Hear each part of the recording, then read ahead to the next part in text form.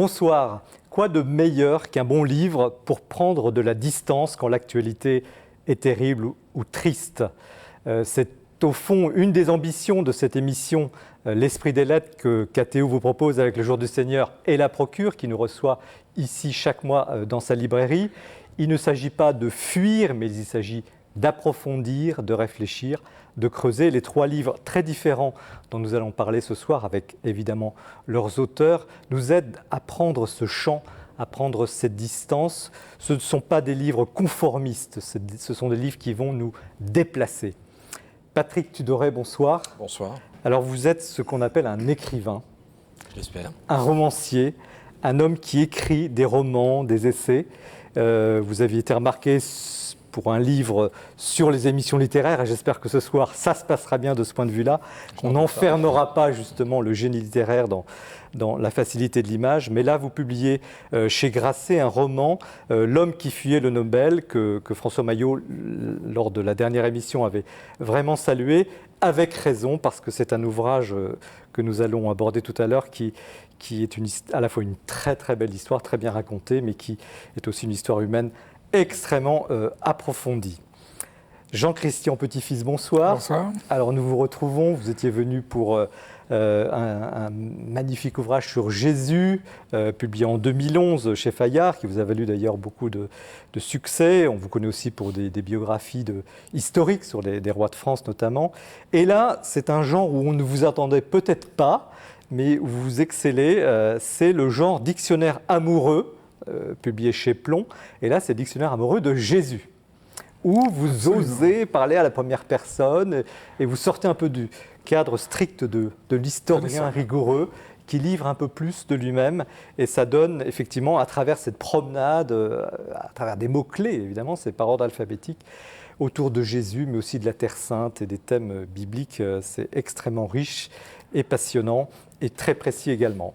Robert Scholtus, bonsoir. Bonsoir. Alors vous êtes prêtre du diocèse de Metz, vous occupez de culture là-bas, mais vous êtes également membre de l'Observatoire Culture et Foi de la Conférence des évêques de France, vous avez été enseignant à la Cato, vous êtes théologien, et là vous republiez en quelque sorte deux ouvrages en un seul, qui avaient déjà été publiés, mais justement c'est l'intérêt, peut-être l'insolence de les publier, puisque le titre c'est Petit christianisme d'insolence chez Lessius, qui est à la fois une méditation sur l'Église, sur votre expérience de prêtre, mais une méditation sur la foi, sur au fond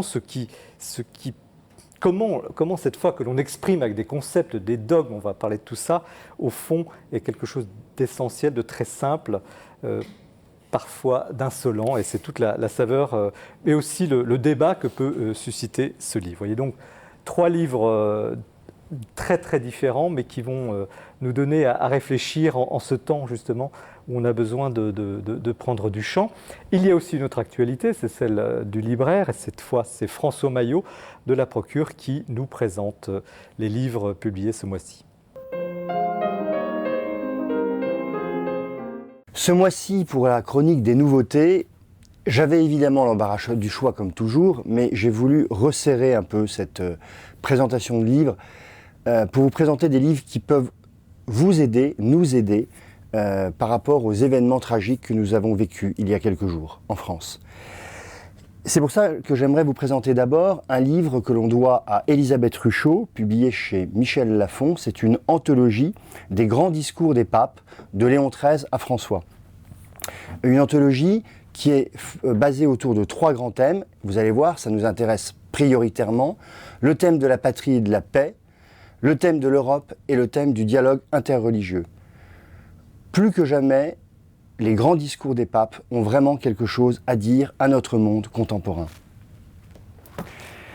Et puis j'aimerais aussi vous proposer la lecture d'un très beau livre que l'on doit à Monseigneur Jacques Blacard, évêque d'Orléans, qu'il a écrit avec François Leroux, journaliste au Jour du Seigneur, chez Salvator. C'est un livre qui s'appelle « Retrouver la fraternité, une urgence pour le monde ». Et au fond, ce mot de fraternité parfois est un peu galvaudé, c'est un peu une tarte à la crème du langage ecclésial. Là, j'ai été très sensible au fait que c'est un discours de pasteur, c'est un discours incarné d'homme de terrain. Je crois vraiment que vous ne pouvez pas passer à côté de ce petit bijou qui est retrouver la fraternité. Et puis, la grande arme, peut-être aujourd'hui que nous avons, nous chrétiens, c'est celle de la miséricorde. Et en ce début de l'année de la miséricorde qui s'annonce, j'aimerais vous présenter une très belle initiative des éditions du Cerf, le livre de la miséricorde, une anthologie de textes réalisés par Gilles Ceausescu, de textes de pères de l'Église comme Jean Chrysostome ou Augustin, de grands théologiens, grands docteurs, saint Anselme, saint Thomas d'Aquin, de grands papes, et puis également de magnifiques figures spirituelles comme saint François de Sales ou sainte Thérèse de Lisieux. C'est vraiment, allez, votre Bible pour cette année. Il me semble aussi que aujourd'hui, la question religieuse brûlante nous impose à nous chrétiens de renouer avec quelque chose qu'on avait peut-être trop délaissé, qui est l'apologétique. Et là, il y a un vrai livre fantastique qui vient de paraître au Cerf, de Frédéric Guillot, un normalien extrêmement brillant, Catholics Reloaded, ça rime avec Matrix, pour ceux qui ont vu le film, ils comprendront. C'est au fond un essai qui démontre que l'existence de Dieu, mais également l'Immaculée Conception ou la présence réelle dans l'Eucharistie, ça se démontre aussi par la raison. Et c'est fondamental, cette alliance entre la foi et la raison. Frédéric Guillot, Catholics Reloaded, aux éditions du Cerf. Et je voudrais terminer en saluant une belle initiative éditoriale que l'on doit encore aux éditions du Cerf, qui est la parution des œuvres complètes de Jacques Fesch. Jacques Fesch, c'est ce jeune meurtrier qui, dans sa prison, s'est converti, a livré des textes mystiques admirables, à tel point qu'un procès en béatification est en cours. Et chez le même éditeur, une biographie de Jacques Fesch, mystique public numéro 1, Jacques Fesch, Entre ombre et lumière, on la doit à la psychanalyste Mireille Cassin.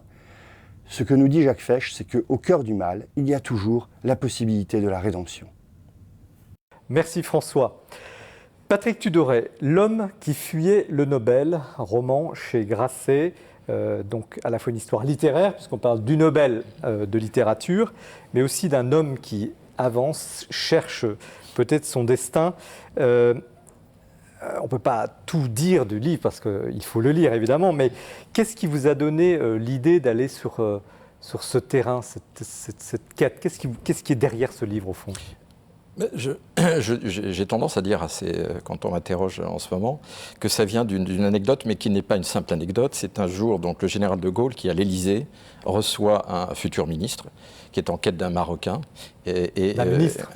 Voilà. Et donc, un autre ministère. Voilà. Et donc, de Gaulle lui accorde ce ministère, ce fameux Marocain. Et donc, il y a là, pour l'impétrant, une espèce d'exaltation. Je vais être ministre. Et au bout d'un moment, de Gaulle, d'une voix un peu sépulcrale, lui demande « Mais êtes-vous bien sûr de ne pas préférer la vie à tout ça ?» Voilà. Et donc, je suis parti de cette anecdote qui m'a frappé. Et au fond, mon héros, Tristan Talberg, est un homme qui préfère la vie à tout ça. Et tout ça étant les ors de la vanité, le prix Nobel peut-être. Voilà, tout ce qui paraît une apothéose et au fond finit par nous encombrer. Ce qui est quand même pas rien. Enfin, un prix Nobel de littérature pour un écrivain, une consécration. Absolument, et c'est pour ça d'ailleurs mais d'ailleurs il ne faut pas chercher dans une analyse profonde, etc., sa réaction. Sa réaction, je dirais que quand il apprend qu'il a le prix Nobel, c'est un écrivain arrivé. D'ailleurs, il le dit, si je suis arrivé, c'est que je n'allais pas bien loin, parce qu'il faut dire que dans ce livre, ce livre n'est pas que dramatique, il est aussi humoristique à certains moments, drôle, je l'espère, on me le dit. Oui. Et donc, voilà, à un certain moment, il apprend qu'il a le prix Nobel, et son premier réflexe, il faut aller le chercher du côté de la réflexologie pavlovienne. Il s'en va, il est pris de panique, tout simplement, par le vacarme médiatique qui va s'orchestrer autour du prix, et il s'enfuit en jetant à la Seine le plus beau mouchard de la Terre, qui est une carte bancaire, et il fuit, voilà, vers quoi il ne le sait pas encore. Et son téléphone portable. Et son téléphone portable, absolument. Autre très grand mouchard. Parce que là, il y a aussi, alors, il y a une critique terrible de notre société ultra-médiatique. D'ailleurs, vous ne ratez pas les journalistes. Pas tous. Pas tous. En tout cas, vous avez une plume terrible sur cette espèce de montage, enfin je ne sais pas comment le dire, vous le direz mieux que moi, dans lequel on essaie de vedettariser un tel ou un tel, et c'est l'anti-vedette, votre C'est ça, héros. c'est-à-dire qu'un écrivain, a priori, n'a pas vocation à être forcément sur un plateau de télévision. Certains le font très bien, etc. Lui, il a donné dans le genre, comme tout le monde, j'allais dire, et c'est normal. Et sur un plateau, on peut parler assez longuement comme ici, c'est un plaisir. Mais c'est vrai que là, il lui est arrivé une chose fondamentale à cet homme, Tristan Thalberg, et je précise que son nom, pour les non-germanistes, Thalberg, donc Thal, la vallée, et Berg, la montagne, hein, c'est l'homme dans toutes ses oscillations, voilà. C'est les hauts et les bas, et les monts et les veaux, voilà. Et donc ce Thalberg, il a connu un changement radical de métabolisme 5 ans auparavant, quand sa femme est morte. Voilà. Et il le dit d'ailleurs, mais pourquoi donne-t-on, je croyais qu'on donnait le prix Nobel à des écrivains vivants. Et il le dit avec cette pointe d'ironie, cette pointe d'humour un peu féroce, et en même temps, il se considère réellement comme mort. C'est un homme à terre. Quand le livre commence, c'est un homme à terre, et là, le seul réflexe qu'il peut avoir, c'est de fuir. Mais est-ce que vous êtes inspiré vous parliez de cet exemple de Charles de Gaulle, mais est-ce qu'il y a peut-être, si ce n'est pas indiscret, des choses que vous auriez vécues ou de personnes proches? Et est-ce qu'il y a aussi une frustration peut-être d'écrivain qui n'est pas reconnu indirectement sur le héros du livre déjà? Il est, lui est très reconnu, tout va très bien. Moi, j'ai voulu simplement, à travers lui, avoir une réflexion. Il y a pas mal de pages où il y a une réflexion sur l'écriture, sur l'aspect sacrificiel de l'écriture, voilà, intime, profondément sacrificiel. Et en fait, ce qui l'intéresse, lui, ce qui l'intéressait, c'était d'écrire des livres. C'était de participer le moins possible à l'orchestration, je dirais, du vacarme ambiant, comme disait Nabokov, hein, le bruit terrassera le monde, courage fuyons. Et c'est un excellent disciple de Nabokov. C'est ce qu'il se dit à un moment quand il y a cette orchestration-là. Et au fond, c'est sur cette manière de se remettre en marche, parce que la marche joue un rôle fondamental dans le livre, on va l'évoquer, j'imagine. C'est dans cette manière qu'il a de se remettre debout, de se remettre en marche, qu'il va finalement, eh bien, en se rabibochant en quelque sorte avec l'espèce humaine, revenir à des choses voilà, qui le dépassent et revenir surtout vers sa femme. Mais c'est un écrivain en panne quand même, avant d'arriver à ce... Oui, il a décidé, un peu comme Victor Hugo à la mort de sa magnifique Julienne Drouet, il a complètement cessé d'écrire. Et il se sent vide, sec, hein, complètement tari. Voilà. Et en fait, ce déclencheur qui est le prix Nobel hein, a cette vertu de le remettre en marche, de le faire... Pas pour l'écriture. Le remettre en marche humainement, ça l'oblige à fuir. Absolument, humainement, et puis de manière tout à fait insidieuse, puisque que fait-il? C'est un roman semi-épistolaire. Ouais. Que fait-il? Il se remet à écrire, mais des lettres à sa femme. C'est ça, parce que le roman est ponctué de lettres très touchantes, hein, à Altamira, à son épouse décédée, et il y a une sorte d'introspection qui, au fur et à mesure du livre, justement, ça fait tout son rythme. Ces lettres donnent ce dialogue intérieur de l'homme qui a perdu celle qu'il aimait. Et c'est vraiment assez étonnant. Mais cet homme n'est pas du tout croyant. C'est un homme qui est... C'est un sceptique, c'est un agnostique, voilà, mais ce qui est important de préciser, c'est que sa femme, elle, jusqu'au bout, il faut dire qu'elle a été donc une première danseuse à l'Opéra de Paris, donc promise à être étoile sans doute, mais dont le destin est totalement brisé par une sale maladie que je connais bien. Je dédie d'ailleurs ce livre à ceux qui luttent contre elle. C'est la maladie de Huntington, voilà, qui est une dégénérescence neurologique qui finit par tuer d'une manière impitoyable. Il n'y a pas de remède. Et c'est quelque chose qui m'a profondément marqué. Et du coup, cette mort progressive, lente, de cette femme, tenue par cette foi d'airain, le fascine. Il est fasciné par ça. Mais lui, il ne parvient pas, dans son agnosticisme, dans son regard un peu sceptique et désenchanté sur le monde, il ne parvient pas tout à fait à la comprendre, même si son amour pour elle, évidemment, l'emmène totalement vers elle. Mais petit à petit, s'insinue en lui cette idée qu'il y a peut-être quelque chose qui le surplombe, qui le dépasse. Mais avant d'arriver à ça... Vers quoi aller?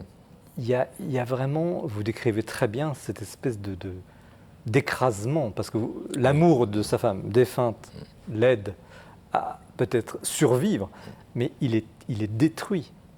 Totalement. Et ça, enfin, vous évoquez cette maladie, mais est-ce que je pense que des gens qui vont vous lire ou qui nous regardent peuvent connaître des situations pareilles. C'est aussi un message pour ces gens-là?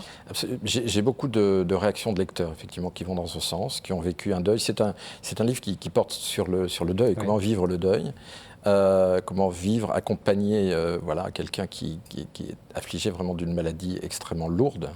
Et j'ai énormément de réactions de lecteurs sur cet aspect. Voilà.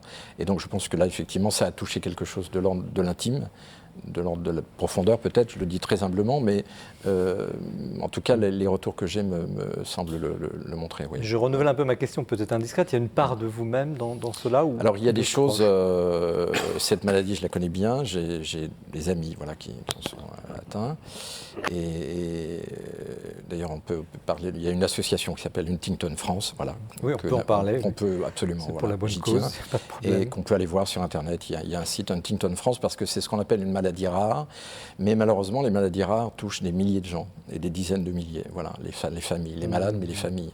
Et ces gens-là se battent vraiment comme des chiffonniers, j'allais dire, contre cette maladie que le narrateur appelle la salope, tout simplement, la salope avec un grand S, un S majuscule. Alors il y a cette marche, il fuit, et puis... Alors, est-ce qu'on peut aller... Il ne faut pas tout raconter, mais non, parce qu'il y a quand même une construction... oui, alors... C'est une enquête d'une certaine façon. C'est-à-dire qu'en tout cas, quand il disparaît, évidemment, il fait la une des journaux. Ouais, tous les journaux, au début, on le voit, tous les journaux s'inquiètent de sa disparition. Et il y a une enquête de police, évidemment, qui est diligentée. On pense même à un acte terroriste, à un enlèvement. Et puis, il y a les journalistes aussi qui sont à l'affût, qui se mettent à ses trousses. Et lui n'a d'autre ressource que de fuir, d'abord chez des amis fidèles, en Vendômois, région qui m'est chère, petit hommage en passant, et puis finalement, il est rattrapé très très vite par la presse locale, et donc il doit fuir à nouveau, et fuyant, mettant à l'épreuve sa passion de la marche, parce qu'il considère comme Jean Giono que la marche est une affaire de style, et ça c'est très important pour moi, et donc se remettant à marcher, il arrive un jour, tout à fait par hasard, mais est-ce que le hasard existe? C'est autre chose. Pas citer Éluard, mais les hasards ne sont peut-être que des rendez-vous. Et il tombe sur le chemin de Compostelle, du côté de Conques, parce qu'il voulait revoir l'abbatiale de Conques. Et bien que agnostique, ça l'avait marqué étant enfant, parce qu'il avait fait un voyage là, de découverte. Voilà. Et puis finalement, happé par un jeune couple de cathos, très marcheurs et très plein d'allant. Très bien décrit, très typés. Voilà, très typés, et qui sont des gens dont il va découvrir, ce sont des gens, en tout cas pour eux, formidablement libres, épris d'absolu, d'espérance. Et il est frappé par ça. Et du coup, il essaie de les suivre, mais il faut dire qu'il a à peu près 70 ans, et donc ses jambes ne lui permettent pas de suivre ces deux jeunes ingénieurs de 25 ans qui font leur voyage de noces, contrairement à ceux qui partent à Ibiza ou ailleurs, qui font leur voyage de noces sur le chemin de Compostelle. Il y a des dialogues d'ailleurs très... que j'espère un peu percutants. Oui, percutants, mais en même temps, à chaque fois, justement, c'est pas... Vous comptez pas c'est un livre presque, je dirais pas métaphysique et métaphysique, parce que on est toujours au fond dans une quête d'absolu et de recherche, jusqu'à Compostelle. J'osais pas le dire, mais en fait c'est la jaquette du livre. L'homme qui fiait le Nobel jusqu'à Compostelle. Donc on peut le dire, comme sans trop déflorer la fin du livre, mais c'est. Alors il y a un autre aspect. Vous avez un soin, mais incroyable, enfin ça c'est l'écrivain, vous avez le livre est, sans vous flatter, hein, j'espère en tout cas, se lit très bien, mais il y a quelque chose, vous veillez à raconter cette histoire avec,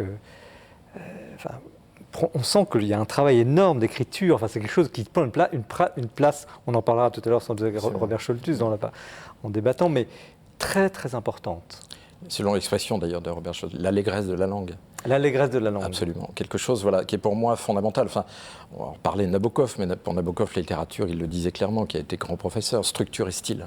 Voilà, ça paraît un petit peu réducteur, mais bien sûr, le style. Donc quelque chose de l'ordre de la forme qui va créer le fond aussi, qui va être extrêmement important dans cette quête. Voilà. Et ce faisant, finalement, marchant, il en vient à se rapprocher de sa femme, et en lui écrivant tous les soirs, ou quasiment, eh bien, il revient à une forme d'écriture, qui est une écriture donc épistolaire, et il revient à ce goût profond, ancré en lui profondément du style, voilà, de la forme qu'il souhaite donner au monde, qu'il a toujours souhaité donner au monde, avec des réussites et des échecs, mais le prix Nobel étant quand même venu couronner une certaine réussite. Vous avez travaillé longtemps pour ce livre, c'est un livre que vous portez depuis longtemps ou... En fait, je suis un adepte assez puissant, j'allais dire, de la rumination. Voilà. Donc j'ai beaucoup ruminé ce livre, j'y ai pensé depuis longtemps. Compostelle, par exemple, est quelque chose qui me fascine depuis toujours, depuis vraiment l'enfance. Vous l'avez fait, Compostelle ? En partie, il y a beaucoup de lieux que je décris, que je connais, et ça se sent, je pense. Oui, donc des tronçons, des bouts, etc. Mais je suis toujours un Jacquet contrarié, faute des 2 mois et demi absolument nécessaires pour le faire, mais je souhaite vraiment, oui. Là, comme vous allez avoir des prix, vous allez forcément prendre le temps d'aller... Je vais devoir fuir, vous voulez dire ? Non, vous allez célébrer ce que vous avez écrit, au fond, en le faisant complètement, peut-être. Mais c'est vrai que c'est un travail, une forme d'ascèse. D'ailleurs, je l'ai écrit en grande partie dans un presbytère, et il y a peut-être un lien. Voilà, cette espèce d'austérité studieuse du presbytère, voilà, où je me sentais vraiment bien. Et peut-être que ça se sent dans le livre. Oui. Robert Scholtus, vous l'avez perçu. Comment vous avez reçu Évidemment. Alors j'ai eu une seconde d'inquiétude en voyant Compostelle. Parce qu'il y a tellement de livres. Pas Compostelle. Mais j'ai été immédiatement conquis par le livre pour des raisons que vous avez déjà suggérées. Mais que vous allez nous expliquer, nous dire. L'écriture que j'ai trouvée tout à fait magnifique, riche, jouant sur plusieurs registres. À la fois, ça relève de l'art épistolaire. Il y a énormément d'ironie aussi dans la description, etc. Donc, une écriture magnifique. Ce que j'ai beaucoup aimé, c'est aussi... J'ai lu aussi ce livre comme un éloge de la marche, évidemment. Donc la marche aussi comme style, la marche comme philosophie, la marche comme quête spirituelle. Il y a un point qui me fascine, c'est la question de la disparition. Peut-on disparaître aujourd'hui dans le monde où on est hyper connecté? Alors c'est ça. Alors c'est vraiment un héros qui réussit à disparaître. Mais au-delà de ça, il y a aussi la question de la fuite du monde. On en parle en général, surtout dans les milieux chrétiens, comme quelque chose de pas très bien. La fuite du monde. Mais là, ça apparaît comme étant presque un engagement, quelque chose qui va permettre justement d'habiter le monde autrement et de l'habiter dans sa profondeur, dans sa vérité, dans des vrais lieux, des vraies relations. Il y a un autre point qui m'a... Alors, c'est aussi un livre d'amour, parce que les lettres, c'est somptueux aussi, oui. Et je disais tout à l'heure voyage, marche, voyage littéraire. Alors, j'ai été vraiment très touché de rencontrer un écrivain que j'ai beaucoup lu dans ma jeunesse. Pourtant, c'est peut-être pas spécialement un livre pour jeunes, un auteur pour jeunes. Mais qui est réapparu et que je trouve un peu injuste qu'on l'ait oublié. C'est Jacques de Bourbon-Busset. Oui, que vous citez, oui. Sur l'amour durable. Sur l'amour, magnifique. Magnifique. Il y a un passage, effectivement, hommage. Jean-Christian Petit-Fils, vous l'avez lu aussi, comment vous, comme... Alors, oui, moi j'ai été frappé par la qualité du style. C'est à la fois, ça donne l'impression d'une fluidité, une simplicité, mais on sent quand même qu'il y a beaucoup de recherche derrière. Et bon, je ne suis pas habituellement un grand lecteur de romans, mais certains sont bâclés, mal écrits.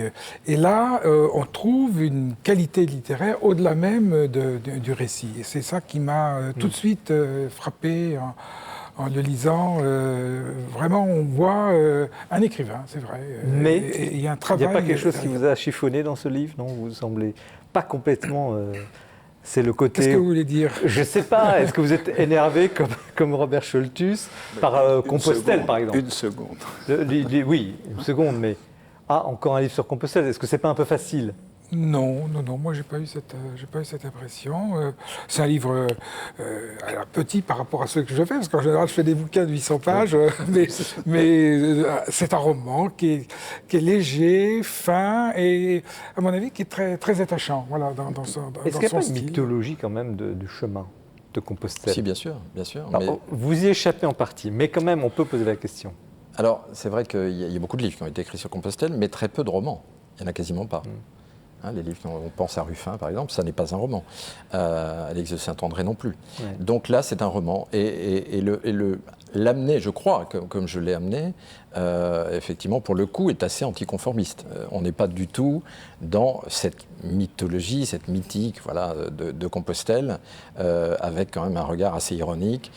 Quand je fais une espèce de taxinomie voilà, sur ceux qui font Compostelle, comme on dit. Oui, alors ça c'est dans les types, voilà, il y a des choses. Voilà, je souhaite avoir un regard un peu distancié, plein d'amitié, de fraternité, mais aussi voilà, plein d'ironie et d'humour. Mais Robert Scholtus, qu'est-ce qu'il y a derrière cette espèce de mise en marche de ces gens qui vont à Compostelle ça signifie quoi de notre société ?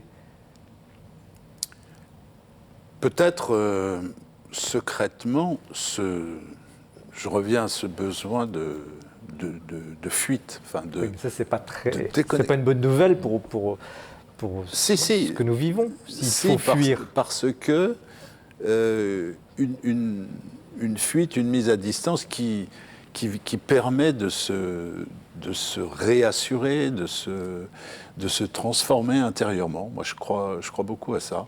Et pour avoir parlé avec des gens qui avaient fait ce chemin, ils en sont revenus différents, réabordant leur vie ordinaire, leurs préoccupations, de façon, j'allais presque dire plus détendu, plus souple, plus...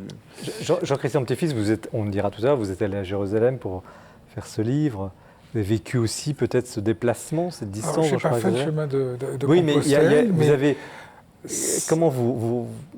C'est un cheminement intérieur aussi, puisqu'il y a des résonances intérieures sur l'âme, et finalement c'est une recréation aussi, c'est ça. On a besoin dans notre monde moderne de se recréer, de prendre la distance, et c'est un livre de la distance essentiellement par rapport à l'actualité, par rapport aux honneurs, par rapport aux ambitions qui agitent le monde, et ce repli sur soi est quelque chose d'important qui permet aussi d'aller beaucoup plus loin, non seulement de se découvrir, mais aussi de découvrir Dieu au bout du chemin. Alors, dans votre livre, beaucoup d'entrées sont des noms de lieux. Et vous nous entraînez aussi dans un voyage. C'est un voyage aussi, bien sûr. Mais alors, la question de Dieu. Alors, c'est aussi une question très moderne. Le voyage, le chemin, le pèlerinage, c'est quelque chose de très moderne. Être anti-système, c'est quelque chose de très moderne. Je vais finir par dire que votre livre est tout à fait dans l'air du temps. Mais il y a une question. Je ne suis pas tout à fait sûr. Alors, si on le lit bien. Oui. Mais ce que vous avez fait. Ça, je lis très attentivement. Mais la question de Dieu, justement. Parce qu'au fond, la jeune femme qui est morte, la danseuse, était très chrétienne, catholique, convaincue, etc. Ceux qu'il rencontre, beaucoup le sont. Mais lui, il hésite. Dieu, oui, peut-être. Enfin, il est touché, mais il ne va pas jusque-là. Alors, il y a une expression de François Maillot, d'ailleurs, qu'il a utilisée dans son coup de cœur. Et il dit que c'est le livre d'une conversion, mais ça n'est pas une conversion de patronage. Alors, qu'est-ce que ça veut dire ? Je trouve que c'est une belle expression. C'est une belle expression. C'est effectivement, je voulais éviter quand même l'écueil qui pouvait consister à faire un chemin de conversion, voilà, avec les grandes orgues. Bon, très évident, oui. Voilà. Et donc, je voulais éviter cet écueil-là. Mais pourquoi vouliez-vous l'éviter ? Parce que j'ai essayé, vous m'avez fait d'ailleurs l'honneur de remarquer, donc j'ai essayé dans ce livre d'être un peu plus, voilà, je le dis humblement, mais un peu plus subtil, en allant dans les nuances, dans des choses qui ressortissent à certaines profondeurs de l'âme ou de l'esprit, enfin je l'espère. Et donc voilà, ce livre est évidemment un éloge du mouvement, de la vie et de la verticalité. Dans un monde, il le dit, dans un monde s'il est enflé, ce monde l'est souvent de son propre vide.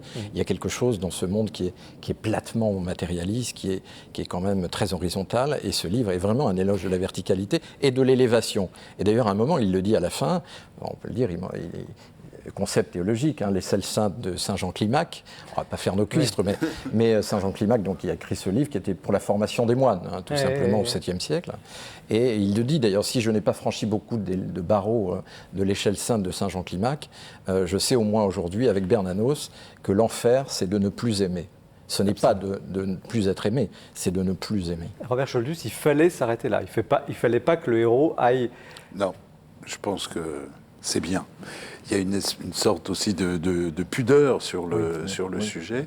Et je trouve aussi que cette marche, cette quête, correspond d'une certaine façon à la définition même de la mystique. Le mystique, c'est celui qui est dans l'incessante marche, jamais arrivé, jamais ne prétendant, circonscrire le mystère, quoi. Donc moi, j'ai beaucoup aimé. J'ai beaucoup pensé à cette phrase de Grégoire de Nice, et on vient à Dieu de commencement en commencement. Voilà. Et sans jamais finalement cesser ses commencements. Jean-Christian Petit-Fils, on va venir à votre livre sur Jésus. Oui. Vous restez sur votre faim ou pas après ce livre-là, sur cette question? Non, je pense que c'est une illustration de la quête même de toute vie finalement bien construite, qui cherche à sortir un peu de l'agitation du monde et qui se cherche lui-même à travers un chemin. Mais d'ailleurs, enfin, à la fin, il le dit clairement, hein, c'est le narrateur qui le dit, mais si la foi, non pas devient derrière le pilier de Notre-Dame, mais si la foi devait venir, il la laisserait faire. Patrick Tudoret, L'homme qui fuyait le Nobel, roman chez Grasset, donc vous voyez une histoire absolument touchante, je n'en rajoute pas, vous pourrez le lire. Nous restons dans le genre coup de cœur, puisque c'est Mathilde Mailleux qui le présente ce mois-ci.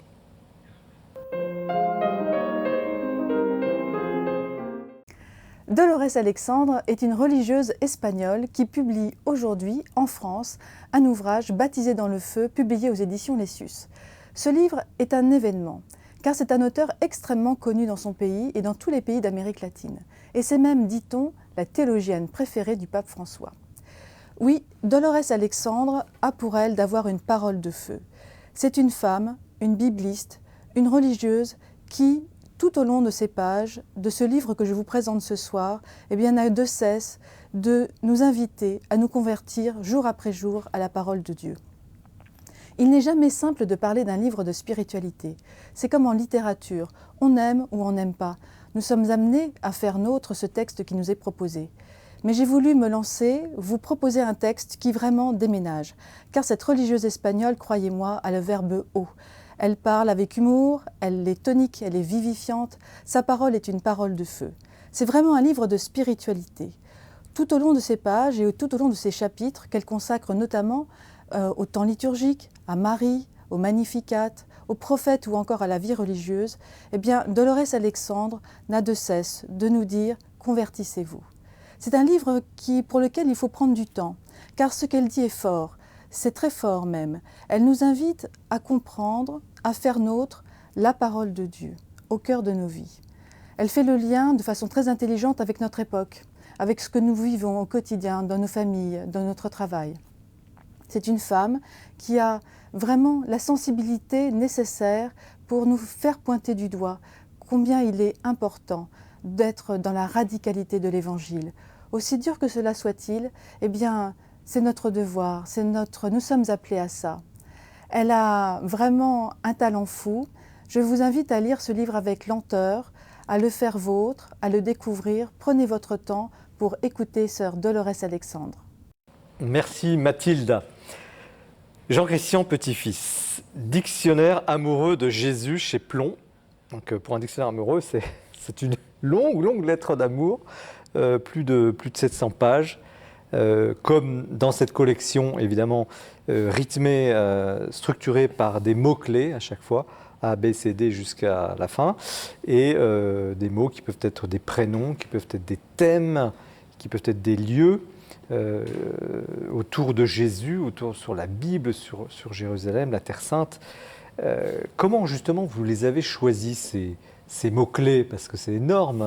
Alors d'abord, un dictionnaire amoureux, c'est toujours une flânerie, une promenade littéraire. Donc ça implique que l'auteur s'engage, fasse part de ses émotions, de ses choix, de ses goûts.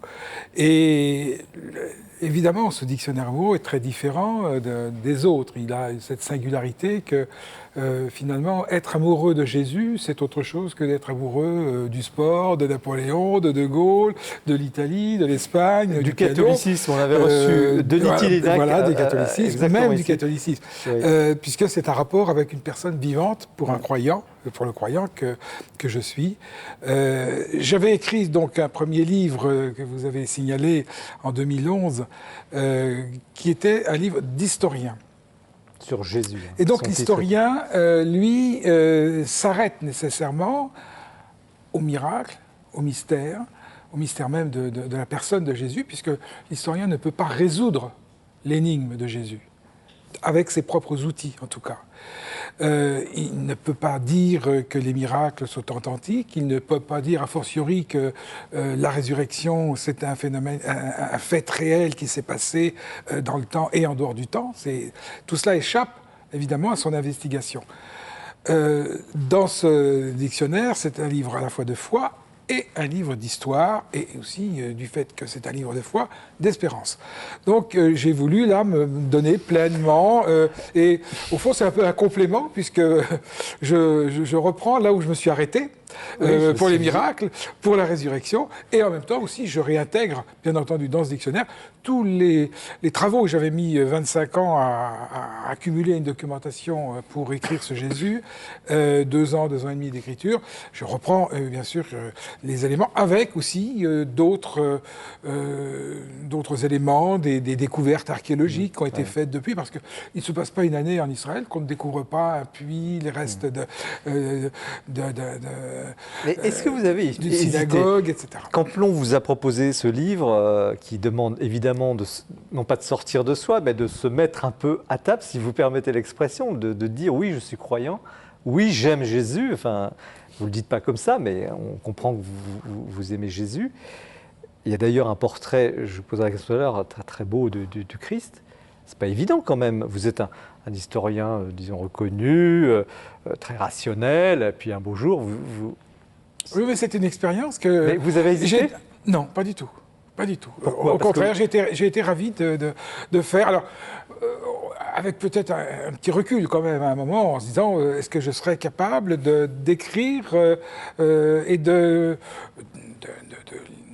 dire ce que je ressens, mes émotions, mais je n'ai pas l'habitude, je ne suis pas romancier. Je disais donc, tout à l'heure, vous avez osé le jeu. Voilà, c'était au départ un pari, mais l'idée me séduisait énormément. Et alors, c'est pas à moi de dire si j'ai réussi ou pas, mais en tout cas, j'ai vraiment eu un grand plaisir à l'écrire. Et j'aurais pu écrire le double, parce que, évidemment, j'ai pris que quelques personnages ou quelques lieux, mais bon, notamment toutes les figures de sainteté que j'aime. Mais c'est un accomplissement, ce livre, pour vous ? Dans un certain sens, oui. C'est un témoignage aussi, je le veux comme un témoignage de foi. Et pour moi, l'histoire est vraiment...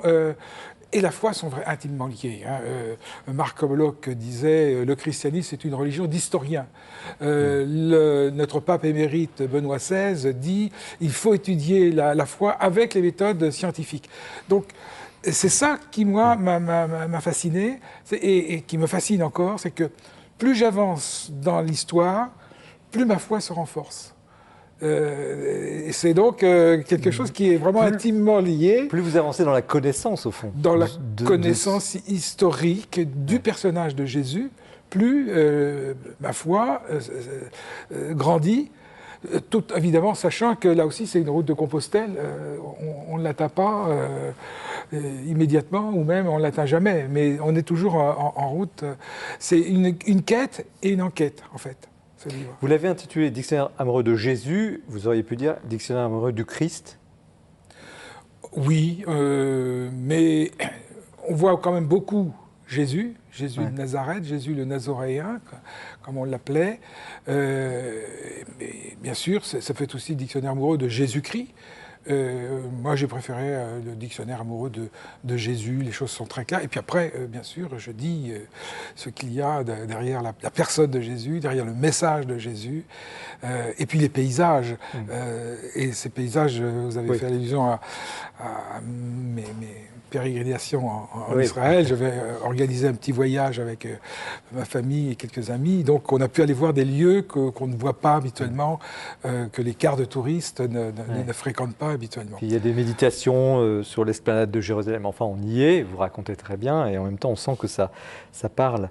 Mais ce Jésus, si vous aviez un portrait robot à faire de Jésus. Alors, Robert Scholtus, théologien, va fermer ses oreilles. Mais alors, qui est cet homme ? Qui est cet homme? Il est caractériel, il a quand même du caractère quand vous avez... Voilà, c'est ça, c'est le doux Jésus, sirupeux de Saint-Sulpice. Nous ne sommes pas loin de Saint-Sulpice, mais le doux Jésus, c'est pas ça du tout. C'est un prophète. Qui a parfois des violences dans ses expressions, les anathèmes contre Chorazin, Bethsaïde, contre Capharnaüm, qui seront détruites. Et en effet, on ne voit que des ruines aujourd'hui. Donc il y a aussi, la prophétie s'est réalisée. Mais il tonne, il crie. De la même manière aussi, son enseignement est extrêmement rigoureux. Il est beaucoup plus rigide, beaucoup plus dur que la morale juive, puisqu'il intériorise la morale, le décalogue. Donc il exige un renversement intérieur, une conversion intérieure. Celui qui regarde une femme avec convoitise a déjà commis l'adultère, dit-il. Donc c'est pas du tout quelque chose d'extérieur.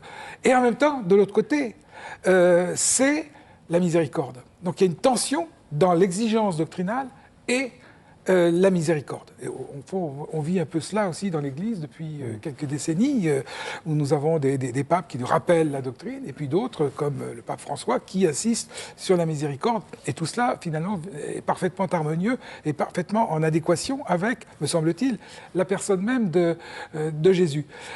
Jésus, c'est étonnant, parce que c'est un petit artisan de Nazareth, qui travaillait avec son père. Et puis, il parle de quel lieu il parle. Il dit, Moïse vous a dit de faire ceci, moi je vous dis de faire cela. Mais qui, moi? Il appelle son père Abba. Abba, en araméen, c'est papa chéri. Or, jamais les Juifs n'appellent Dieu papa. Dieu, c'est le nom imprononçable. Sans doute, il est le père, mais c'est surtout pour la religion juive Moïse qui est le père du peuple. Jésus se place tout de suite, se positionne comme quelqu'un venu d'ailleurs. Donc c'est très très étonnant. Voilà. Qui me voit, voit le Père. Est-ce qu'un artisan de Nazareth peut dire ça? Ou il est fou, ou il est Dieu. Mais il n'y a pas de milieu. Qu'est-ce que vous avez? Vous dites, plus je le connais, plus je travaille l'histoire, plus j'ai la foi. Qu'est-ce qu'en faisant ce livre-là, plus que le précédent, qui était déjà très imposant, vous avez découvert de Jésus, cette fois-ci? Ce que déjà je viens de dire, c'est cette personnalité attachante. C'est un homme qui attire. Il était probablement très grand. Alors moi, je me base beaucoup sur le linceul de Turin, sur les reliques de la Passion, qui tout converge vers l'authenticité. Donc on sait que c'était un homme grand, fort, athlétique. À Nazareth, on veut le précipiter du haut d'une falaise. Et il passe au milieu des habitants, des villageois, et il en impose. Il fascine les foules par son parler, cette langue très proche des petites gens. Il parlait quelle langue d'ailleurs? Il parlait l'araméen. Mais aussi... Bien sûr, c'est la langue. Alors, il parlait, bien entendu, il lisait l'hébreu, puisqu'on lisait l'hébreu dans les synagogues. On retrouve de plus en plus de synagogues, d'ailleurs, du 1er siècle. Il y a quelques années, on disait que ça n'existe pas, il n'y a pas de synagogue. Mais si, il y en avait. Bon, on en a retrouvé, même à Masada, dans les hauteurs, à Capharnaüm. Il y a 2 synagogues. Il y a la magnifique synagogue du 5e siècle. Mais il parlait grec puis, également. Avant, il y a la synagogue du 1er siècle. On voit les restes de Balzac, de Basalte. Et c'était très certainement la synagogue dans laquelle Jésus a parlé, où il y a eu les possédés qui ont... Donc araméen, hébreu... Alors il parle araméen, il parle un peu le grec probablement, un peu le grec, ouais. Et l'hébreu, voilà. c'est ce qu'on peut dire. Et probablement que le procès de Jésus s'est déroulé en grec, avec Pilate qui parlait grec, mais Pilate avait très certainement aussi autour de lui des interprètes. Et peut-être que par les interprètes, on a pu savoir qu'est-ce qui s'est passé à l'intérieur du prétoire. C'est un livre qui est à la fois très théologique, très approfondi, puis il y a aussi des petits aspects truculents. La date de naissance, par exemple, vous avez un chapitre là-dessus, vous expliquez qu'en fait, il est né, vous allez nous le dire en quelques mots, et puis vous n'éludez pas, je vous attendais au tournant, hein, vous n'éludez pas la question des frères et sœurs, tous les sujets dont on a entendu parler ces dernières années, Marie-Madeleine, et ça vous répondez à tout ça. Alors, en quelques mots, sur la date de naissance, il n'est pas né en zéro. Et voilà, Jésus est né avant Jésus-Christ, c'est voilà ce qu'on peut dire. On sait que Jésus, par l'évangile de Matthieu et l'évangile de Luc, est né du temps du roi Hérode. Bon, les historiens nous disent que le roi Hérode est mort en -4. Donc, Jésus, nécessairement, est né avant.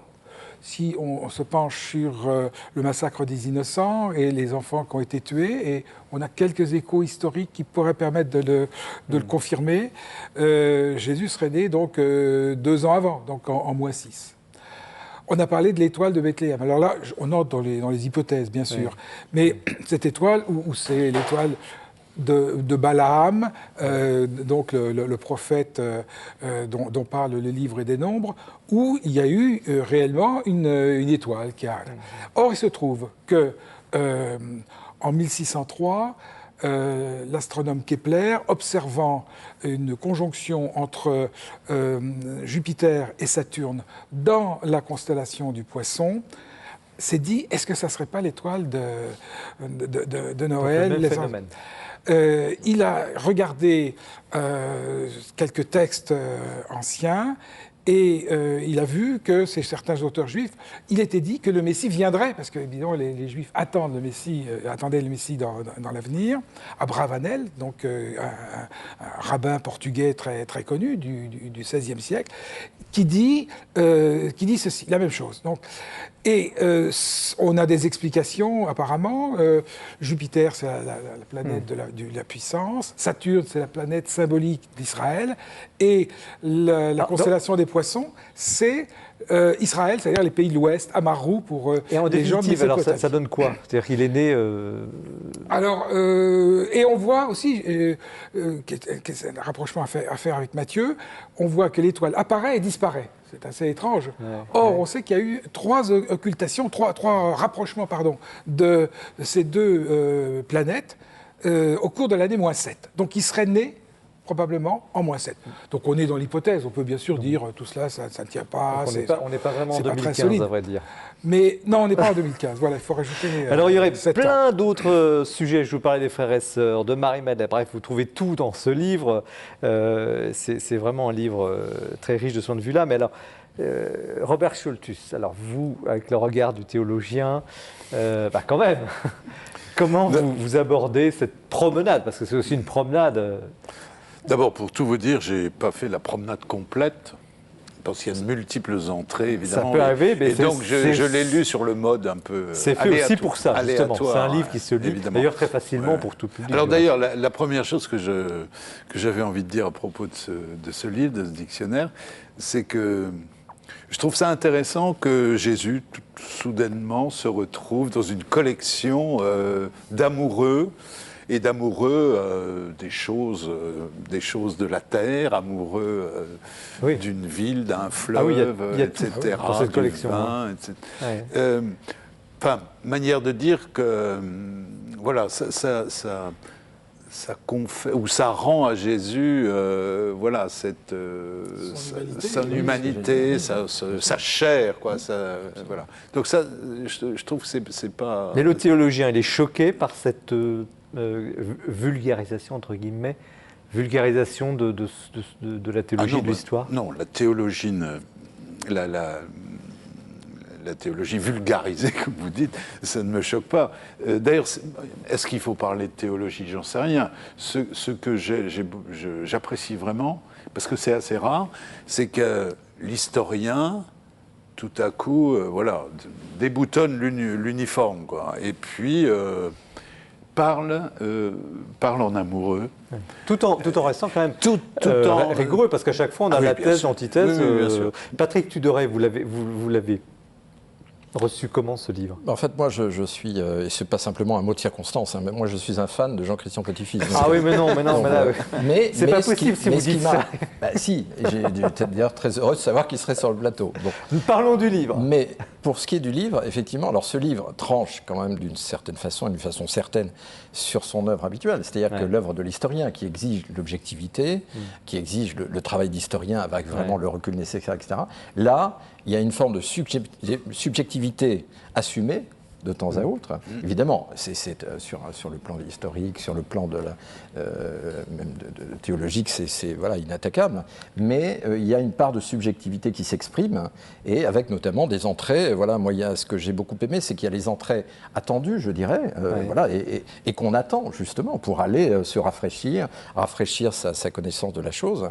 Et c'est très important. Et puis, il y a des entrées, moi, qui m'ont beaucoup plu, qui sont, on le sent, des entrées tout à fait subjectives, avec, par exemple, quelqu'un comme Jacques Fesch, qui apparaît dans le livre. Voilà, Jacques Fesch, je pense que vous pouvez... en 2 mots, qui était Jacques Fesch? Qui est quelqu'un, un jeune homme, voilà, qui avait fait un braquage d'une pharmacie, je crois. Qui a tué un policier. Qui a tué un policier, condamné à mort, exécuté. Qui s'est converti. Mais qui s'est converti et qui a laissé des écrits tout à fait bouleversants. Oui, tout à fait, à tel point que Monseigneur Lustiger avait soutenu l'introduction de sa cause en béatification, ce qui est toujours en cause. Alors, ça a amené des protestations à la police, mais voilà. Moi, je trouve que ça, c'est un point très appréciable de ce livre, c'est que c'est le dictionnaire amoureux d'un Jésus lui-même aimé.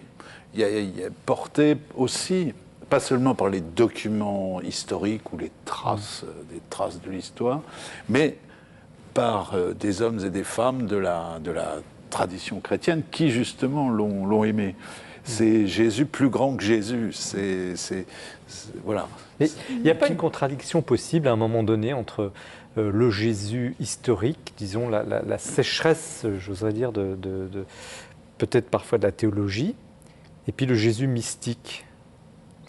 Alors attendez, vous utilisez le mot de théologie là. Le Jésus historique. Corrigez-moi. Non, mais le Jésus historique, il est, comment dirais-je, il est accessible par le chemin, aussi par le chemin de l'histoire, évidemment, le travail de l'historien. Alors parfois, quand même, je me suis demandé, mais vraiment en feuilletant, je me suis demandé si, malgré tout, si c'était pas le croyant, vraiment l'amoureux de Jésus, qui tient un peu la main de l'historien en défendant des thèses historiques, parce que pour avoir lu un certain nombre d'exégètes, certains ne partageraient pas votre avis sur certains points, c'est ça? Mais oui, ce que je veux dire. Un exemple pour que peut-être ce que vous avez évoqué tout à l'heure sur les frères et sœurs, etc. Plusieurs exégètes. Je ne suis pas historien, je ne suis pas exégète, mais plusieurs mettent ça aujourd'hui très fortement en cause. Alors, que répondez-vous? Parce que vous y répondez dans le livre. Même très objectivement, quand on regarde le dossier, quand on regarde ce que disent les évangiles, on voit très bien que Jésus n'a pas eu de frères et de sœurs de sang. Le seul argument qu'on peut donner, c'est qu'en grec, en effet, et les évangiles sont en grec, et que le texte grec fait froid, c'est adelphos, ça veut dire frère de sang. Mais on sait très bien que ça renvoie à un substrat araméen, puisqu'on sent toute l'écriture araméenne derrière ces textes, et que ce substrat araméen renvoie à un mot hébreu ou araméen, H-A ou A-H, selon l'hébreu ou l'araméen, qui veut dire frère de sang, qui veut dire cousin, qui veut dire membre du clan, etc. Nazareth, c'était un petit village d'une 50aine de maisons, il y avait 200 habitants, et les enfants qui jouaient à Nazareth, ils étaient tous frères, comme dans les villages africains. Ça, c'est le premier point. Quand on regarde les textes évangéliques aussi, on voit qu'il y a une certaine Marie de Clopas, qui serait, d'après Gésippe, probablement l'épouse du frère de Joseph. Donc Joseph, époux de Marie. Donc c'est pas, et on parle de Marie, mère de Jacques et de Joseph, ses frères. Donc c'est pas la même que Marie, mère de Jésus. À aucun moment on voit dans les textes évangéliques Marie de Clopas, mère de Jésus, de Jacques et de Joseph. Et puis vous avez encore un autre argument, il y en a beaucoup d'autres, mais il y en a un autre qui est très fort, très important, qui est Jésus sur la croix, qui se confie Marie à Jean, et Jean à Marie, voici ta mère, voici ton fils. Et ça, c'est pas seulement symbolique, en dépit de ce que disent certains exégètes. C'est quelque chose de très vrai, parce que Jean, c'est un témoin, il était là, au pied de la croix, témoin oculaire, alors que les autres évangélistes ne sont pas des témoins oculaires, hormis peut-être il y a un noyau probablement de l'évangile de Matthieu qui vient de Lévi, dit Matthieu, le chef du bureau des douanes de Capharnaüm. Donc là, on n'imagine pas que si Jésus avait eu des frères et des sœurs, eh bien, Jésus ait pu dire cette parole. Parce qu'il y a une obligation dans la religion juive et dans les traditions et les coutumes juives pour les survivants, les enfants survivants, de s'occuper de leur mère. C'est pas pensable. Donc Jean avait perdu certainement sa mère et Marie perdait son fils unique. Et c'est cela. Alors après, bien entendu, il y a une dimension théologique et une dimension spirituelle très forte chez Jean, puisque pour lui, tout est symbolique. C'est un témoin, mais en même temps, il voit la même chose quand le coup de lance, il est le seul à raconter le coup de lance, sort de l'eau et du sang. Alors là, vous avez à travers votre intervention, un exemple type d'un des paragraphes, parce que vous racontez cette histoire, frères et sœurs, avec ces arguments-là, c'est très intéressant. Est-ce que vous êtes convaincu, Robert Scholtz ? Ah non, mais moi, ce n'était pas une objection. Mais ça peut l'être aussi. Oui, mais c'était... ça poserait un problème théologique très important, parce qu'on ne pourra pas dire Marie est toujours vierge. Donc, ma question, c'était qu'au fond, ce qui aurait été très bien, c'est qu'il y ait la réaction d'un exégète. Vous voyez ce que je veux dire ? Qui lui-même...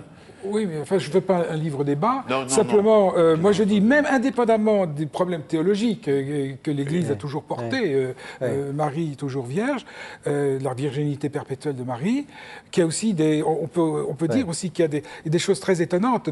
L'histoire va assez loin sur ce plan-là, parce qu'on a découvert en 1967, au moment de la guerre des 6 jours, dans un souk de Jérusalem, un manuscrit qui provenait des manuscrits de la Mer Morte, et un texte tout à fait étonnant, donc qui date un siècle avant Jésus-Christ, disant, c'était donc des prescriptions morales, si une jeune fille fait un vœu de virginité, son père peut la relever de ce vœu. Si une femme mariée fait un vœu de virginité perpétuelle à l'intérieur du mariage, son mari peut la relever, mais s'il est d'accord, il doit la respecter. Et ça nous renvoie un peu à ce que dit Luc et Matthieu, disant Joseph avait envisagé de répudier Marie. Donc, pendant très longtemps, les théologiens, les exégètes disaient c'est pas possible, ce vœu de virginité de Marie, c'est une invention, la femme juive, elle est là pour enfanter, pour procréer. Eh bien non, il y avait des vœux de virginité à l'intérieur du mariage. Un dernier mot, on va parler encore bien sûr dans la troisième partie de cette émission et restez bien avec nous évidemment. Une toute dernière question très courte que je pose à chacun. Vous avez dit à un moment donné, le plus beau mot de ce livre, c'est charité. Je me trompe ? Oui. Charité. Qu'est-ce que c'est que le plus beau mot pour nos deux autres invités ? Pour moi, c'est espérance. Moi, j'aurais dit espérance. Très bien. Nous en parlons tout à l'heure. Étant entendu que les trois vertus sont indissociables. Et puis que vous aimez beaucoup Peggy, on va le voir tout à l'heure. Et charité, c'est pas l'aumône, bien sûr. Oui, voilà. Entendons-nous. Voilà. Donc, merci Jean-Christian Petit-Fils. Dictionnaire amoureux de Jésus chez Plon.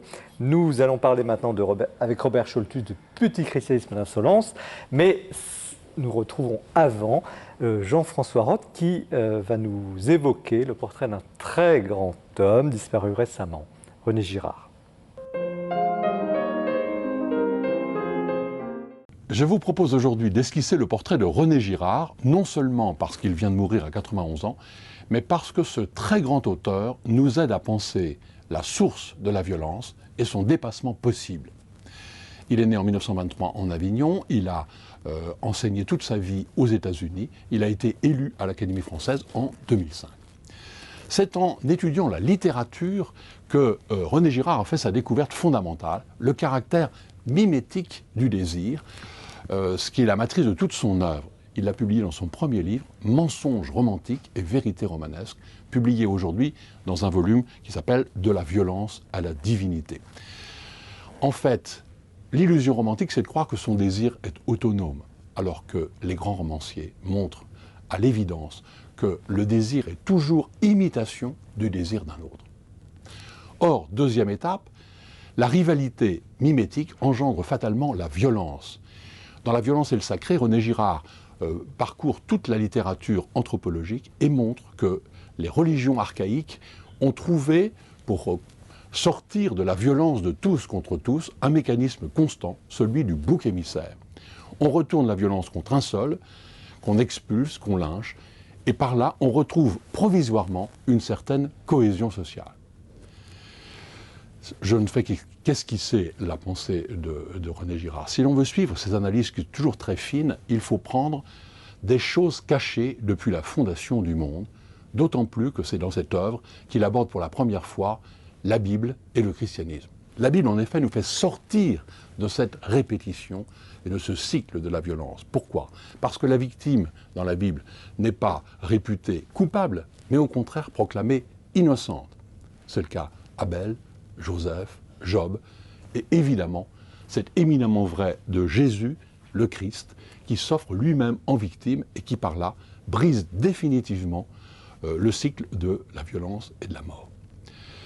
Cette référence à l'Évangile, vous l'imaginez bien, n'a pas fait que des heureux, et même a provoqué beaucoup de rejet de la pensée de René Girard. Or, il insiste à juste titre pour que l'on juge sa théorie rationnellement, pour sa faculté explicative dans les sciences humaines, pour sa simplicité. Pour vous introduire à cette pensée, qui vaut vraiment la peine d'être découverte, je vous conseille le livre d'entretien qui s'appelle « Quand ces choses commenceront ». C'est un livre très éclairant. Et puis je termine par un conseil d'amis. Lisez les discours de réception à l'Académie française de Michel Serres et René Girard, publiés dans un volume qui s'appelle « Le tragique et la pitié ». La synthèse très courte, très brève que fait Michel Serres est carrément éblouissante. Et cerise sur le gâteau, René Girard fait l'éloge de son prédécesseur à l'Académie, qui n'est autre que le père Carré. Merci Jean-François pour ce très beau portrait. On aurait aimé avoir eu René Girard un jour sur ce plateau. Grand écrivain, grand essayiste. Robert Scholtus, vous êtes prêtre du diocèse de Metz et vous publiez donc chez Lessius, la collection Théologie, Donnez raison, Petit christianisme d'insolence. Petit christianisme d'insolence, donc c'est tout un programme. Mais avant, dites-nous en deux mots qui vous êtes, un petit peu votre parcours, pour qu'on vous situe comme prêtre, comme théologien. Prêtre, comme vous l'avez dit, depuis plus de 40 ans. J'ai toujours eu une activité pastorale, paroissiale. J'ai été curé, je le suis. Voilà, et j'ai enseigné la théologie. J'ai été supérieur du séminaire de l'Institut catholique pendant une douzaine d'années. Voilà mon parcours. Donc vous connaissez l'Église dans beaucoup de ses aspects, de ses réalités. Qu'est-ce qui vous a poussé à d'abord écrire et rééditer ces deux essais qui sont maintenant la réédition, on me l'a demandé. C'est l'éditeur, bon, ça veut dire qu'il y a quelque chose. Mais qu'est-ce qu'il y a derrière votre ouvrage ? Peut-être qu'il faut que j'explique ce titre qui est peut-être un peu surprenant. Et qui fait l'objet aussi d'une certaine méprise, enfin, vous voyez, une mauvaise interprétation d'une certaine manière. J'entends insolence dans son sens étymologique, c'est-à-dire l'insolent, c'est celui qui n'a pas l'habitude. Il n'a pas l'habitude, donc j'en déduis qu'il est un peu maladroit, un peu gauche, un peu voilà, et puis en même temps qu'il commence, qu'il apprend, voilà. Et j'applique ça d'une certaine manière aux enfin, j'en fais la vertu d'un christianisme d'aujourd'hui, qui précisément en est à son commencement. C'est-à-dire, il lui faut commencer à apprendre à vivre et à grandir dans un monde qui a appris à se passer de lui, si vous voulez. Alors ça n'annule pas, loin s'en faut, toute la tradition qui nous précède, évidemment. Mais peut-être pour encore l'expliquer autrement, pour expliquer mon point de vue, c'est qu'il me semble que avec le Concile Vatican II, dont on parle beaucoup, ou au Concile Vatican II, dans ce moment-là, c'est à ce moment-là que le catholicisme entre pleinement en sympathie avec le monde moderne, avec une certaine compréhension de l'homme, etc. Mais c'est précisément à ce moment-là que ce monde moderne, cette modernité, eh bien, elle entre elle-même en crise. Et que je crois que le catholicisme, et surtout français, a vécu ça comme un revers, si vous voulez, pris à revers. On change de méthode, on change de langue, oui, et ceux qui sont en face ne la parlent plus. Et on se retrouve tout à coup un peu en difficulté. Alors pour les uns, ça a consisté à dire ça vous apprendra à vous mettre à la remorque du monde moderne. Avec, vous voyez, on peut traduire ça en termes de, je sais pas, de fondamentalisme, de repli, etc. Tenons-nous-en aux valeurs sûres et éternelles.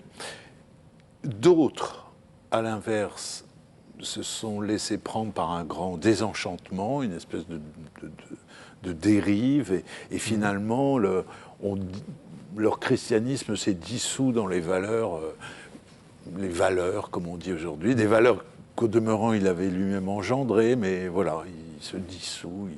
Et vous adressez aux deux. Oui. Et je plaide, évidemment, pour une troisième voie, qui est celle que je viens de dire, c'est-à-dire, voilà, ça commence aujourd'hui. On n'est pas dans le registre de la perte, de la Vous avez la dent assez dure pour la première catégorie que vous avez décrite, quand même. Oui, je m'en cache pas, oui. Oui. Vous leur reprochez quoi? Des gens qui se disent c'était mieux avant, revenons aux traditions, parce que ce n'est pas seulement des personnes âgées, ce sont aussi aujourd'hui une nouvelle génération, jeune, oui, c'est pour ça que l'on accuse d'être identitaire et que vous les attaquez quand même. Oui. Oui. Et pourquoi? Qu'est-ce qui se passe? Alors je les attaque avec en même temps beaucoup de sympathie parce que j'ai moi-même été formateur longtemps vous les connaissez de jeunes bien. prêtres, donc j'ai beaucoup d'affection pour beaucoup. J'ai vécu avec eux, je les ai beaucoup côtoyés. Donc mon propos n'est surtout pas de créer une espèce de crise ou de division, d'augmenter ça. Mais ce qui m'est apparu, c'est que je comprends tout à fait de l'intérieur même cette requête d'identité dans un monde comme ça où, comme on le dit, les repères, etc. Mais je suis étonné par la manière dont ça se passe, c'est-à-dire souvent par un pseudo-retour à quelque chose qui, au fond, n'a jamais vraiment existé, ou plutôt à l'imitation voilà. On se glisse dans la peau, dans la peau d'une religion qu'on n'a pas. Mais est-ce que c'est seulement ça? Parce qu'on a l'impression, vous dites, c'est peut-être vrai sur le plan liturgie, mais ces jeunes, ils croient quand même fortement dans le Christ Jésus. Bien entendu, non, mais ça, oui, c'est hors de cause. Mais c'est peut-être dans la relation au monde qui nous entoure. Je pense que la meilleure façon pour que l'Église retrouve, et trouve son identité aujourd'hui, précisément dans un monde qui a appris vraiment à se passer d'elle, c'est de se préoccuper moins de l'héritage de sa tradition que des héritiers qu'elle voudrait susciter. Donc, d'être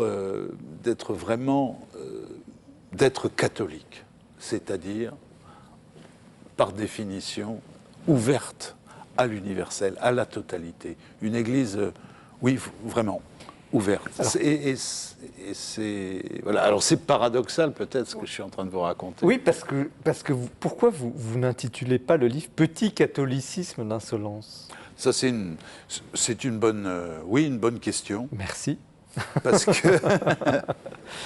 Mais oui, parce qu'au fond, c'est un livre chrétien. Vous critiquez une certaine Église catholique, en vérité. Vous accentuez un peu dans l'esprit du Concile, comme on dit, le christianisme profond de l'Église, certes. Oui, j'ai pas utilisé le mot de catholicisme, j'aurais pu le faire, mais mon souci, c'était de plaider justement pour un... Alors c'est paradoxal, je plaide pour un christianisme, j'utilise le terme de christianisme, et en réalité, je plaide pour un catholicisme au sens, non pas opposé évidemment aux orthodoxes ou aux protestants, mais donc un christianisme qui est de nature même, de fondation, qui est l'ouverture, qui est ordonné à la totalité, voilà. C'est ce christianisme amical, hein, vous reprenez un théologien pour le dire, que c'est ça, un christianisme en amitié avec le monde qui ne veut pas de lui apparemment. Oui, en sympathie, en dialogue, en ouverture. Et alors j'en parle peut-être sur un ton un peu distancié dans le livre. Au début de l'émission, c'est un livre qui déplace. Mais en même temps, il est aussi le fruit de mon expérience. Il y a des choses qui peuvent choquer, par exemple, quand vous dites le prêtre, quand vous assimilez le thème du prêtre au métier de clown, c'est un peu difficile à comprendre, par exemple. Oui, c'est aussi peut-être, j'abuse peut-être des... Non, mais vous voulez dire quelque chose. Absolument. Qu'est-ce que vous voulez dire ? Je parle à la fois à propos de l'Église en général, du prêtre en particulier. J'évoque la fonction clownesque. C'est pas évident à recevoir. On ne comprend pas d'emblée ce que ça veut dire. Le clown, il est humble, il est pauvre, il est maladroit, il joue du violon avec des gants, avec des moufles. Voilà. Et en même temps, de sa disgrâce, de sa faiblesse, naît des moments de grâce absolue. Et je crois que pour moi, le clown, c'est la figure de l'humilité, de cette capacité, à partir de sa pauvreté, de sa précarité, de son humilité, de pouvoir suggérer l'immensité, la beauté, la grâce, les jeux de la grâce, comme je les appelle. D'ailleurs, j'aime bien penser la foi chrétienne en termes de jeu. Vous voyez, pour jouer, il faut des partenaires. Pour jouer, il faut des règles. Et pour moi, les Écritures, les dogmes... Vous les critiquez ? Ah non, vous n'avez pas lu, pas très bien lu. J'ai lu attentivement, mais en définitive, on peut se poser des questions sur l'Église catholique quand même. C'est intéressant, hein, c'est extrêmement intéressant. À quel point de vue ? Non, mais parce que j'explique ce qu'est la fonction dogmatique. Mais c'est une autre approche qui est tout à fait nouvelle, enfin, qui... Non, elle n'a rien de nouvelle. Ce que je dis là est extrêmement traditionnel. Vous consulterez tous les théologiens. Non, mais j'entends bien, mais ça peut, justement, je dis, ça peut déranger, ça peut dérouter, parce que vous entrez par une autre porte dans la question du dogme. C'est intéressant. Ah oui. Mais ça peut dérouter un lecteur. C'est pourquoi je vous demande, et c'est intéressant de vous entendre là-dessus. Oui, mais alors j'étais en train de vous expliquer que, voilà, il y a la règle de la foi, ce sont les Écritures, qui elles-mêmes ont été soumises à des débats, des disputes dans leur interprétation, des contestations qui sont à l'origine des dogmes qui répondent au besoin d'avoir des formules abrégées pour dire l'essentiel. Mais contrairement à ce qu'on dit souvent, le dogme n'enferme pas ou n'emprisonne pas la vitalité de la parole, la vitalité évangélique. Au contraire, c'est par eux ce que est rendu possible tout le travail de relecture incessant, de réinterprétation. Les dogmes, c'est des balises lumineuses qui nous disent, là, sur ces points-là, vous ne serez jamais quitte, quoi. Vous aurez toujours à vous expliquer, à remettre en chantier, à comprendre, à approfondir la question que vous abordez dans votre dictionnaire, évidemment. La question du Christ lui-même, de son identité, vrai Dieu, vrai homme. Une fois que vous avez dit ça tout n'est pas enfermé dans cette formule, c'est cette formule même qui vous oblige à lire, à renouveler votre lecture des Écritures. Je définis le dogme dans ce livre, et puis dans le précédent aussi, comme un filet jeté par la raison humaine sur un mystère. Donc, le filet, il ne peut pas tout enserrer. Mais un filet qui ne... Il ne peut pas tout prendre, mais la raison humaine a besoin de lancer. Et les dogmes sont utiles. Et ça me rappelle, moi, ce que me disait Pierre Legendre. J'ai eu la chance de suivre le séminaire de Pierre Legendre à la Sorbonne, et qui m'a marqué à vie, où il parlait de la dogma comme la chose devant être dite, ce qui ne va pas sans dire. Voilà, et je crois que tout est dit, là. Justement. À propos, il y a une définition sur la question de la sacramentalité de l'Église. Vous insistez beaucoup là-dessus, à la fois la parole du Christ, les évangiles, et puis vous revisitez la question des sacrements, finalement en les mettant un petit peu, on a l'impression que c'est un petit peu la question de l'Eucharistie par exemple. Vous dites attention à l'objectivation trop forte de l'Eucharistie. Vous avez des mots un peu troublants pour un peu ce renouveau actuel, par exemple, qu'on voit chez les jeunes, de l'adoration eucharistique, des choses comme ça. Et on sent que là aussi, il y a une autre façon d'approcher ces questions-là chez vous. J'ai pas le sentiment de trancher sur la réflexion théologique actuelle. Je mets en... La surenchère sacramentaliste, par exemple. Vous avez des mots comme ça. Ah, ça c'est à propos.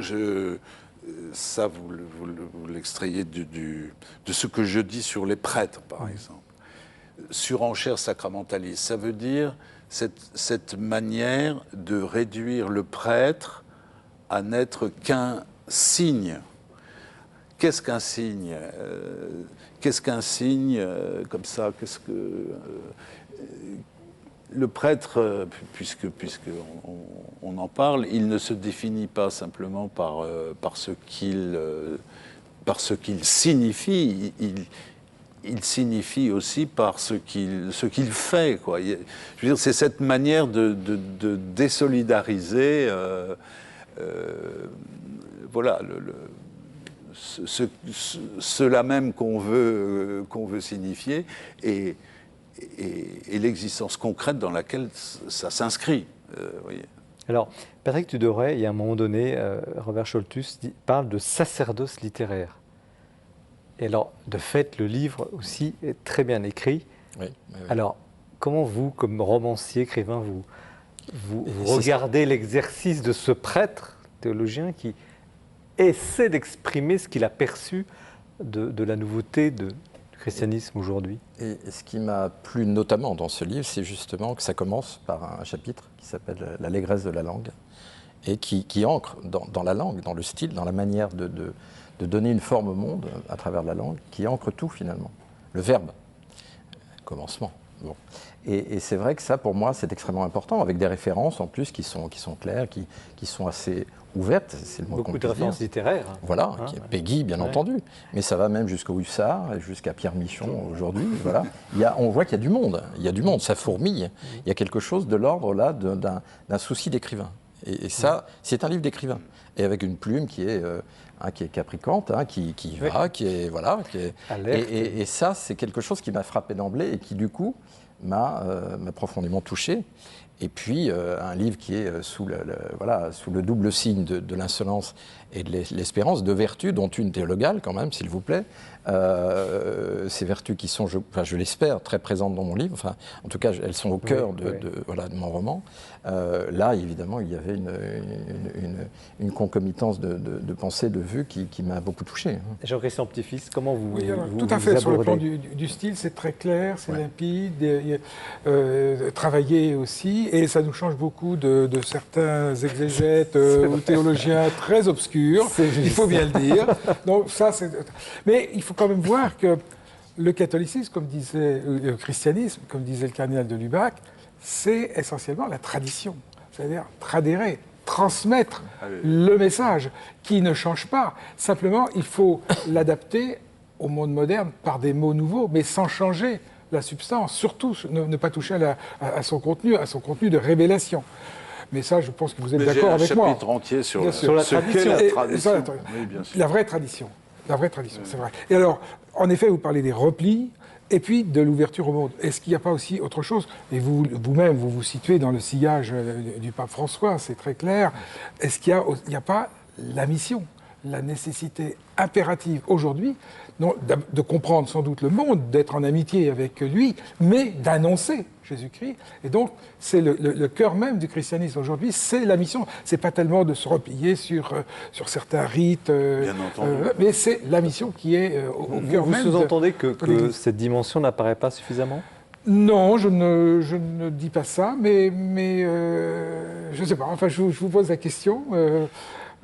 J'ai bien senti quand même qu'il y avait, dans votre tradition péguiste et votre ralliement, entre guillemets, à la pensée du pape François, il y a cette dimension missionnaire qui est capitale. Donc il ne s'agit pas de se convertir au monde, il faut convertir le monde. Et puis... Vous êtes d'accord avec ça ? Il faut convertir le monde. Je ne le formulerai pas comme ça. Enfin, je veux dire, on n'est pas dans le domaine du prosélytisme. Oui, c'est une des questions qui est posée. Attendez, de par les nations, baptisez-les au nom du Père, du Fils et du Saint-Esprit. Non, ce que je veux dire, évidemment, c'est que l'Église n'existe que pour ça. Elle est missionnaire en son essence. Elle est pour le monde, pour le salut du monde. On n'arrête pas de le redire. Mais ce salut, elle le communique dans un acte de salutation. Je ne vais pas forcer sur le jeu de mots, mais déjà dans la salutation, dans le fait de s'adresser à l'autre. Comme un ami. Oui, voilà, c'est ça. Mais alors, pourquoi vous êtes aussi dur ? Je reviens un peu, parce que ça rejoint sur la question que pose Jean-Christian Petit-Fils. Vous dites par exemple... En aucun cas, je ne prêterai ma voix aux Alléluia de la conviction qui en disent plus long sur la peur qui les habite que sur la gloire qu'ils acclament. La complaisance des hymnes Alléluia, Jésus vivant, m'irrite autant que celle des mystiqueurs qui bavardent sur le silence et l'absence, etc. Tout est dit. Tout est dit, donc ça veut dire que vous êtes quand même en réserve par rapport à une certaine vision de l'Église explicite, qui va chercher à convertir. Il faut distinguer l'explicite et la gesticulation, le bavardage, voilà, et ça vous serez d'accord. Mais qu'est-ce qui vous permet de le dire, que c'est de la gesticulation seulement ? C'est des gens qui ont la foi, qui essaient peut-être un peu maladroits, vous parlez de maladresse. Leur foi n'est pas en cause. Mon travail... Il est animé par l'obsession, vous l'aurez noté, l'obsession du style. Et c'est ça ma question. Et le style, c'est cette...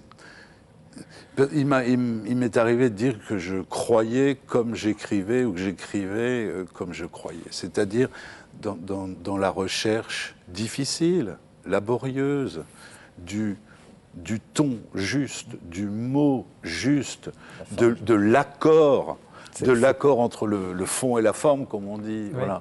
C'est quelque chose d'extrêmement exigeant dans l'écriture. Pascal priait avant d'écrire. Et c'est le travail aussi spirituel tellement difficile. On ne peut jamais prétendre y arriver. Et ça me rend particulièrement sensible à tout ce qui sonne un peu faux, à tout ce qui est de bavardage, tout ce qui est péremptoire. Voilà peut-être ce qui peut répondre à votre question. Mais est-ce qu'il n'y a pas une forme, alors ça c'est effectivement, mais je ne sais pas si vous serez d'accord avec ça, est-ce qu'il n'y a pas un risque d'esthétisme à force de trop vouloir peut-être être très bien écrit, etc. On est un peu dans une élite, c'est peut-être le sens de ma question, qui peut-être ne va pas toucher les foules, les masses. Non, évidemment, quand je parle de style, c'est pas la quête de l'esthétisme. C'est pas faire des belles phrases. C'est pas ça mon problème. Alors que ça puisse être éventuellement perçu comme ça, je pose une question. Dépasse, mais... Patrick Tudoret. Cette quête obstinée du style, on l'a vu chez certains, ça peut confiner à la raideur. Et espèce de hiératisme comme ça, un peu figé. Voilà, bon. Mais moi, personnellement, je n'ai pas vu ça dans ce livre. Hein. D'autant que j'ai un chapitre sur la souplesse, plutôt. Oui, voilà. Oui, le christianisme de souplesse. C'est un mot qui est un des très belles expressions. Voilà, ou la souplesse, effectivement. Ouais. Ou la plasticité, on pourrait dire. Plasticité. Voilà. Mais est-ce qu'un christianisme de souplesse ne va peut-être pas être balayé dans ce monde qui recherche des repères? Parce que les questions que vous posez... La souplesse. C'est très polysémique, souplesse. Il y a une phrase de Péguy que je suis obligé de citer. Enfin, c'est pas une phrase, mais c'est une distinction que fait Péguy entre les morales raides et les morales souples. Oui. Les morales raides, c'est facile à appliquer. C'est blanc, noir, juste, faux, vrai, enfin, etc. C'est simple. La morale souple, c'est pas du tout le laxisme. La morale souple, c'est celle qui épouse la complexité du réel. Eh bien, ce qu'il dit là au niveau de la morale, au fond, c'est, je veux dire, c'est ça qui anime ce travail de cette écriture, quoi. Mais j'ai trouvé dans le livre de Patrick Tudoret un petit passage où j'ai l'impression qui résume ce que je veux dire. Un seul ? Oui. Non, mais oui. Alors allez-y, je reste peu de temps. On a un peu de temps ? D'accord. L'essentiel. Alors je vais tout de suite à l'essentiel. C'est une lettre de votre personnage et il dit « Je ne parle pas de cette fausse foi qui n'est que prétexte à châtier ceux qui ne la partagent pas, mais d'une foi subversive, insolente, on ne s'est pas concerté, profonde, celle qui sonde les cœurs et les reins, nous laissant pantelants de honte, tant est grande notre vacuité. » Chez l'homme, toujours, cette fascination du gouffre, des abîmes, du mal. Oui, il est patent que le mal existe et qu'il se manifeste dans ce monde de façon obscène, mais son contrepoint est aussi à l'œuvre. Ces millions d'êtres qui, chaque jour, religieux ou laïcs, croyants ou non-croyants, vouent toute leur force à ouvrir les vannes de ce fleuve d'aide et d'amour qu'on appelle pompeusement le bien. Qui en parle ? Croire pour ne pas devenir fou, pour ne pas céder à une vision pauvrement mécaniste du monde, désolante confrontation à ce vide où nous sommes, à ce vide que nous sommes, donner du sens à cette tragique pantomime où s'agitent des millions de pantins. Et je crois que tout est dit. Merci beaucoup. Merci. Habituellement, je demande à l'auteur de lire. Ça peut arriver, mais là, c'est très bien. Merci Robert Scholtus. On parlerait des heures. On a passé un moment extraordinaire ensemble. Petit christianisme d'insolence, comme je vous le disais, un livre décalé qui est extrêmement exigeant, qui facile à lire évidemment, mais qui pose des questions très, très radicales au fond pour les croyants et qui un apport pour la théologie, donc chez Lessius. Merci Jean-Christian Petit-Fils, dictionnaire amoureux de Jésus chez Plomb. Et merci Patrick Tudoret, l'homme qui fuyait le Nobel, chez Grasset, en roman. Merci encore une fois de nous avoir suivis jusqu'à la fin. Cette émission, parlez-en autour de vous, abusez-en, vous la retrouvez sur Internet, sur les sites du Jour du Seigneur, de KTO et de la Procure. Nous nous retrouvons bien sûr dans un mois pour de nouvelles lectures. Je vous souhaite une excellente soirée. Au revoir.